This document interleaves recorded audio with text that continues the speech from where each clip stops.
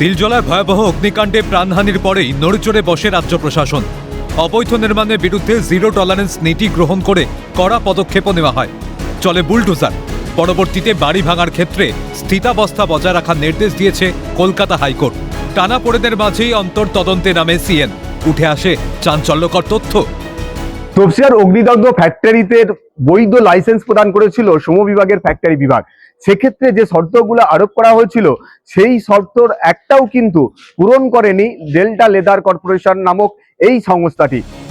সূত্র বলছে, তৃণমূল সরকারের আমলে ঘুঘুর বাসায় পরিণত হয়েছে সরকারি দপ্তরগুলি।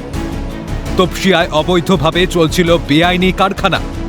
ন্যূনতম শর্ত পূরণ ছাড়াই অ্যাপ্রুভাল দেয় সরকার। নিয়ম অনুযায়ী বৈধ কাগজপত্র ছাড়া কারখানার অনুমতি দেওয়া যায় না।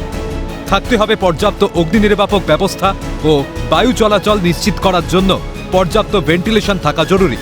তবে অগ্নিকাণ্ডের ঘটনার পরে দেখা গেছে ডেল্টা লেদার কর্পোরেশনের এই সব কোনো ব্যবস্থাই ছিল না। শুধু তাই না, বহুতলটির নকশা বা প্ল্যান পাশ করাও ছিল না। তারপরেও সেখানে কারখানা করার অনুমতি ও লাইসেন্স দেওয়া হয়েছে। প্রশ্ন উঠছে, আইনকে বুড়ো আঙুল দেখিয়ে কারখানা তৈরির ছাড়পত্র মিলল কিভাবে?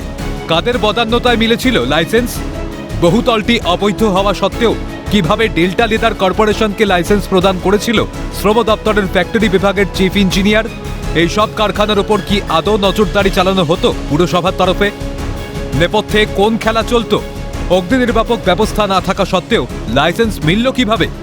ফায়ার লাইসেন্স প্রতি বছর যেখানে পুনর্নবীকরণের কথা, সেখানে 2023-এ মেয়াদ শেষের পর আর রিনিউ করা হয়নি কেন? ফায়ার লাইসেন্স ছাড়া কিভাবে চলছিল কারখানা? সেই প্রশ্নও কিন্তু ইতিমধ্যেই উঠতে শুরু করেছে।